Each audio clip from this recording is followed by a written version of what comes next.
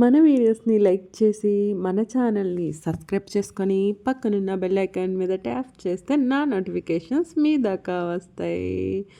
Hi అండి అందరికీ.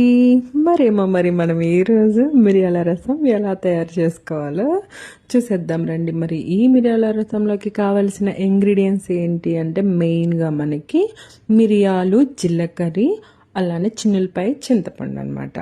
వీటన్నిటిని ఇప్పుడు మనం మంచిగా దంచుకోవాలన్నమాట. ఫస్ట్ మిరియాలు, నెక్స్ట్ చిన్నులపాయ, అలానే జీలకర్ర, ఇవన్నీ యాడ్ చేసుకొని మంచిగా దంచండి. ఈ విధంగా దంచండి. కచ్చాపచ్చిగా దంచుకుంటే టేస్ట్ బాగుంటుంది. మరీ ఈ విధంగా చూసారా, మంచిగా దంచుకున్నాం కదా. ఈ మిశ్రమాన్ని పక్కన పెట్టేసుకొని ఇప్పుడు మనం చింతపండు మీరు ఎంత క్వాంటిటీ రసం చేసుకోవాలనుకుంటున్నారో దానికి తగినట్టు తీసుకోండి. అలానే ఇది ఒక బౌల్లో యాడ్ చేసుకొని దాంట్లోకి హాట్ వాటర్ యాడ్ చేసి దీన్ని పక్కన పెట్టుకోండి.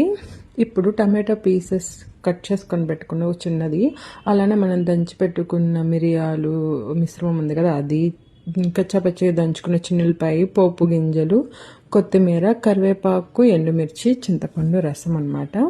ఇప్పుడు మనం ప్రాసెస్లోకి వెళ్దాం. ప్యాన్ పెట్టుకొని ఆయిల్ యాడ్ చేసుకోండి. ఆయిల్ యాడ్ చేసిన తర్వాత పోపు గింజలు కూడా యాడ్ చేయండి.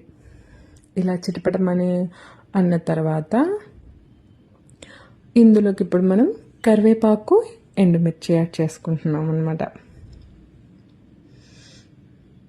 ఇలా యాడ్ చేసుకున్న తర్వాత ఇవి కొంచెం ఫ్రై అయిన తర్వాత మిరియాలు, చిన్నులపాయ, జీలకర్ర దంచి పెట్టుకున్నాం కదా, ఆ మిశ్రమాన్ని యాడ్ చేసుకొని ఇది కూడా మంచిగా ఫ్రై అయిన తర్వాత ఇందులోకి కచ్చాపచ్చిగా దంచుకున్న చిన్నులపాయలు యాడ్ చేసుకొని ఇవి కూడా కొంచెం ఫ్రై అయిన తర్వాత ఇందులోకి మనం ఇప్పుడు పసుపు, ఇంగువ యాడ్ చేసుకున్నాం అన్నమాట.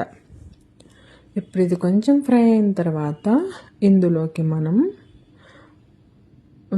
టమాటో పీసెస్ యాడ్ చేసుకోవాలి. టమాటో పీసెస్ యాడ్ చేసుకొని మంచిగా ఫ్రై చేసుకోవాలి. నోరు బాగాలేని వాళ్ళకి, అలానే జలుబు చేసిన వాళ్ళకి ఈ రసం అయితే పర్ఫెక్ట్ అనమాట. చాలా బాగుంటుంది. ఇప్పుడు టమాటో పీసెస్ మగ్గినాయి అనమాట మనకి. ఇలా టమాటో పీసెస్ మగ్గిన తర్వాత మనం ఇందులోకి చింతపండు రసం యాడ్ చేసుకోవాలి.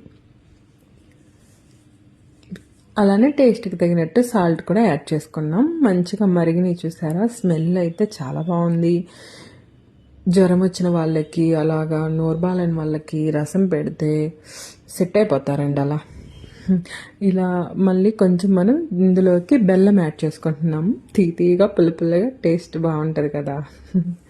అలానే ఇప్పుడు కరివేపాకు లీవ్స్ ఉంటాయి కదా చిన్నవి, అవి యాడ్ చేసుకోండి. స్మెల్ బాగుంటుంది, అలానే టేస్ట్ కూడా బాగుంటుంది.